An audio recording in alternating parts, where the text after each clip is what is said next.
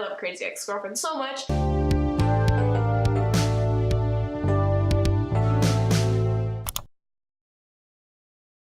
Hello friends, foes, and side hoes, and welcome back to my YouTube channel. My name is Emma, and oh my god, you guys, I did not expect for that video to do so well. If you are new here, hello, welcome, I love you.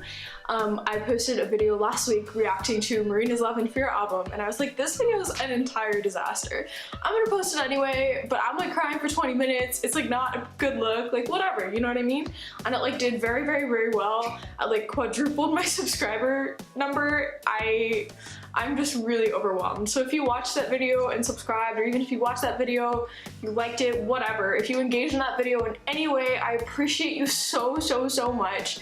It meant the world to me. It was like very validating and cool. Plus like the people who love Marina were so kind to me, and I love that the people that do love Marina are so kind. Like it's a really kind group of people. So I love you so much. You are absolutely amazing. I also want to preface this by saying I feel like people have really high expectations for me now because I did well in the video, and I'm like very stressed as to what else to post. I usually don't. I'm a TV person, like I like to talk about TV. I usually don't talk about music very often, even though I love it, like I have a radio show and whatever, and I'm a Spotify like person. I have like 500 playlists on Spotify, whatever, it doesn't matter. I am going to talk a lot about TV, and if that like interests you, let me know. If you want me to talk about other things, let me know. Yeah, this is my channel. I'm gonna do things that I want to do, but I also want to make you guys happy because you guys are supporting me. So I love you so much. Oh, it means the world. Oh my goodness. You're also amazing. I really appreciate it. Anyway, but let's get to today's topic. So last Friday, April 5th,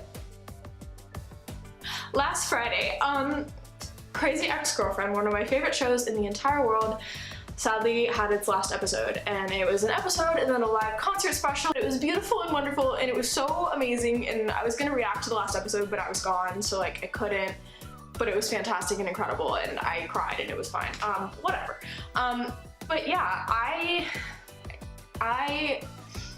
if you don't know what Crazy Ex-Girlfriend is, I'm not really sure why you're watching this video, but hopefully if you don't know what it is, I can inspire you to watch it because it's a fantastic and amazing show. So it was created by these two people named Aline and Rachel. If you've ever seen the YouTube video Fuck Me Ray Bradbury, that's Rachel Bloom. It is about a woman named Rebecca Bunch who, and to paraphrase the season 1 intro song, is working in New York as a very high-powered lawyer. She's making like 6 figures.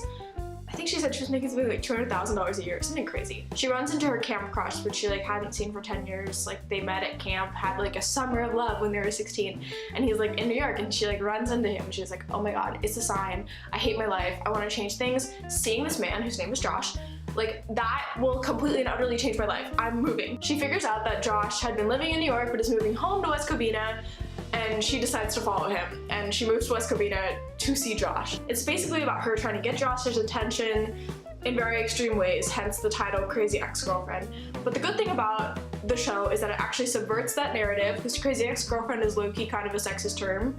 Sorry. It does a really, really, really good job of doing that. It's all about female empowerment. It's about like connecting with each other. It's just a very beautiful show. It has like bi representation, mental health representation, a lot of different like representations of like different relationships, different ethnicities, different types of discrimination. Like it's just good. Like it's just a good show. It just talks about everything. It's just such a good show, and it's so open and vulnerable as a show. Plus it's like a musical show, and the music in the show is phenomenal. It's funny, it's a comedy, and the music is definitely comedic. There's a song called Let's Generalize About Men. That's really funny. There's a song called You Ruined Everything, or it's called You Stupid Bitch, but it's like You Ruined Everything, You Stupid Bitch. It's basically about Rebecca's journey trying to figure out herself via how she behaves in relationships. And basically in season 3, she like has a whole breakdown, it's a whole thing, and she's diagnosed with borderline personality disorder, which by the way does not get any representation on television, like 0. And when it is represented, it's represented in a really negative light as the crazy ex-girlfriend or the crazy like attached person that like the protagonist wants to get away from. And like the fact that this show is really about somebody exploring themselves and getting better and getting help and being supported in this new environment is actually incredible. And I just wanted to talk about the final episode a little bit because I think that the way that this story ends is very unique and very telling to how the show behaves in general and is represented and why it's so special and important to so many people. The episode titles of each season basically all start with the name of Rebecca's love interest, so depending on who it is. So a lot of them start with Josh, a lot of them start with Greg, and like a lot of them start with Nathaniel, because those are the three men that basically she is interested in and pursue at very, very, very heavy levels. The nice thing about season 4, which was like 17 episodes and not 22, was that every episode title started with I. So the last episode was titled I'm in Love, which basically she spent the whole season trying to figure out if Greg was right for her, if Nathaniel was right for her, or if Josh was right for her. And it was really funny because she went on this whole thing of self-exploration, talked to all of her friends about it, they all had like bets. It was like very funny and entertaining, but at the same time she was still actually figuring herself out. And so by the episode I'm in Love, she's sort of like, I literally don't know what I'm doing. Like, she quit being a lawyer at the beginning of season 4, she opened her own pretzel stand, which was like kind of weird, and everyone was like, girl, why would you quit being a lawyer altogether? Like, that's a good job, you're good at it, like why would you do that? You went to Harvard, you went to Yale, like girl, what's going on? And then she like wasn't happy making pretzels, and then she decided to audition for some community theater thing, and she was terrible at it, which is really funny because the entire season is her singing songs with other characters.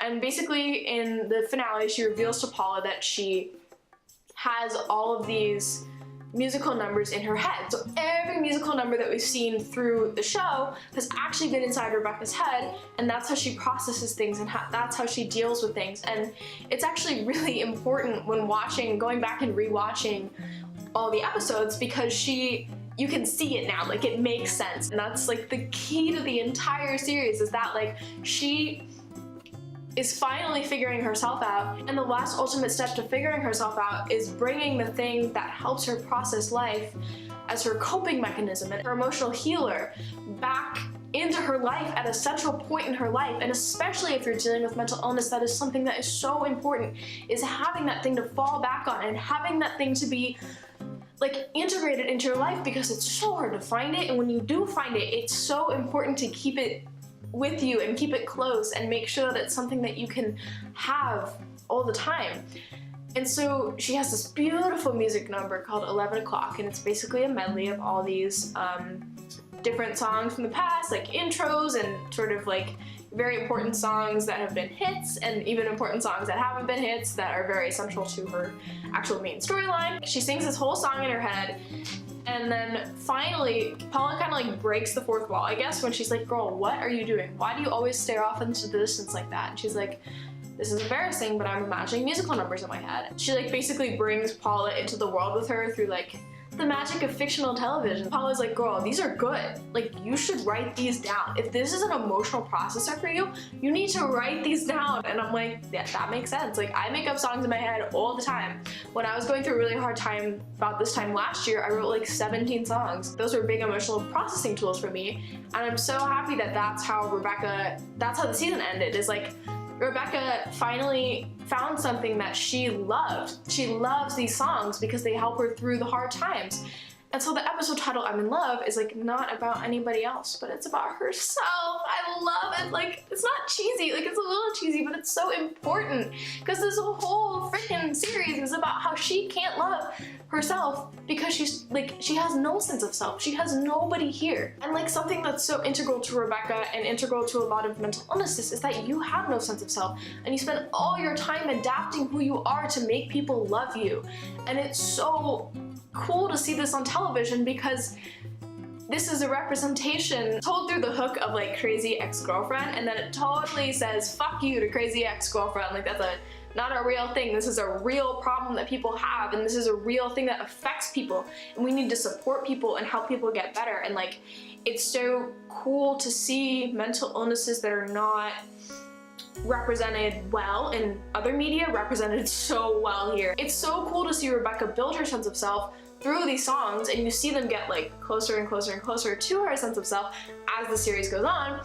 And finally, Paula convinces her to bring these things that are her and are so integral to who she is to the forefront of her life and make that her life goal is to build her sense of self, which is such an important step in getting better when you're talking about mental illness. Because in mental illness, the hardest thing is losing your sense of self, and that is like literally the worst. And so it's so cool to see this very unique and honest and revealing way of getting better put into television. So basically she spends a year like learning how to write songs, learning how to play the piano, and learning how to like sing. In real life she's a shit singer, which is interesting because like in her head she's a fantastic singer. In my personal opinion, she's trying to become the version of herself that she sees in these songs because that person can process things. So cool, you guys, it's so beautiful. And finally at the end she invites everyone to an open mic night, and the way that the story ends is that she's like about to start the song and then boom, that's the end of the show. Like we never see the song that she like eventually came up with. And I think that that's so beautiful because it's like, it doesn't really matter. We're not crying. The reason why that matters is because it doesn't matter what the song is. It doesn't matter if she's good. It doesn't matter if it's like a good song. It doesn't matter if she sings well. It doesn't matter if she fucks up on the piano. It just matters that she's doing it. And it matters that that's a part of her life now, that she has made her whole life into like writing these songs. Something really cool about Rebecca and the way she's portrayed in Crazy Ex-Girlfriend is that she is very likable in a very bizarre way. Like she does all these bad things, but she's not a bad person. And there's a very big distinction made between that because so often people who have mental illnesses are made out to be bad people. Mental illness or no mental illness, we all do bad things. Doing bad things doesn't make people bad. Now, I don't know, some people are like, all you are is the things that you do, BoJack Horseman. Anyway, that's a whole other video, you guys. And I think it's really important to note that Rebecca isn't actually diagnosed with a mental illness until season 3, and being able to not put a label on it isn't a good thing or a bad thing, but it is a choice that was very distinctly made.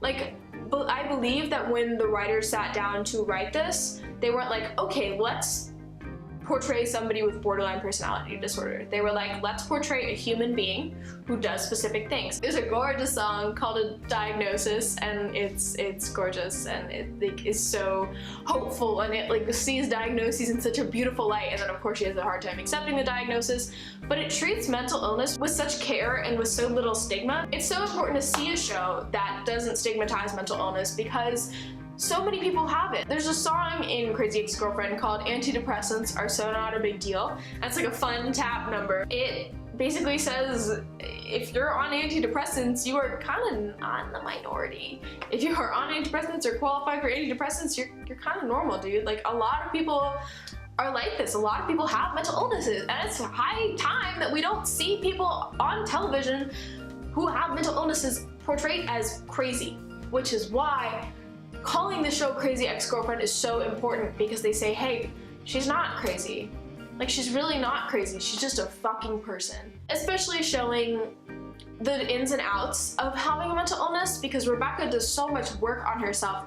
She does DBT, she does all these workbooks, but those aren't like enough. As her therapist says, like, you have to actually apply these things to your real life. Like, it's not just about doing work. And she goes to therapy, and she still screws up. Like, the show still shows her screwing up, which is awesome, because nobody like gets diagnosed and then does like one workbook and is like, cool, healed, whatever, which is like a big problem in so many shows.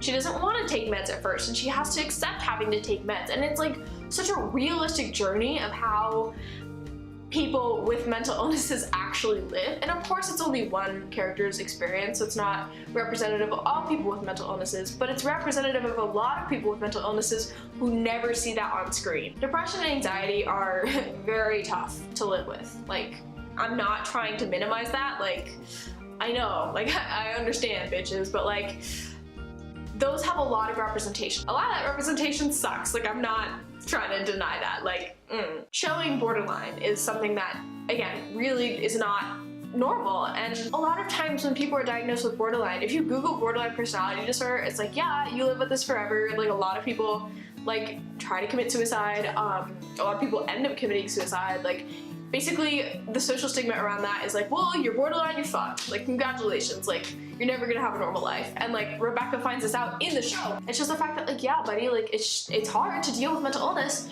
but it's like so there's so much hope involved in it. It makes mental illness, specifically borderline, but also as a general whole, less scary, less uncommon. Like, it makes the point that it's less uncommon, less threatening, I guess, because you see people with mental illness portrayed on TV as like literally either their lives are over, they're very scary people, they're murderers, they have literally no future, like, or like it's used as a quirky like personality trait. Or as Rebecca, the show's title sort of makes it like seem like it's a personality trait, but in her progression as a character through the series, we see that it's like not a personality trait. It just is like indicative of how specific mindsets affect her choices and whatever, but like it's not like, oh my god, like she's so quirky because she has BPD, or she's so quirky because she has anxiety, like, oh my god, that's so fucking charming. No, it shows how fucking hard it is. It shows how much it can be difficult. It shows how much work you have to put in to get better.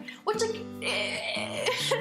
my favorite trope on television is like when somebody's like parent or sibling dies and then they like have one sad episode and they're like, oh my god, life is so hard, I'm never gonna get over this. And then like the next episode they like, so much better, feeling great, like my dead dad, who? Like, who is he? But it just sucks. Like, I'm like, girl.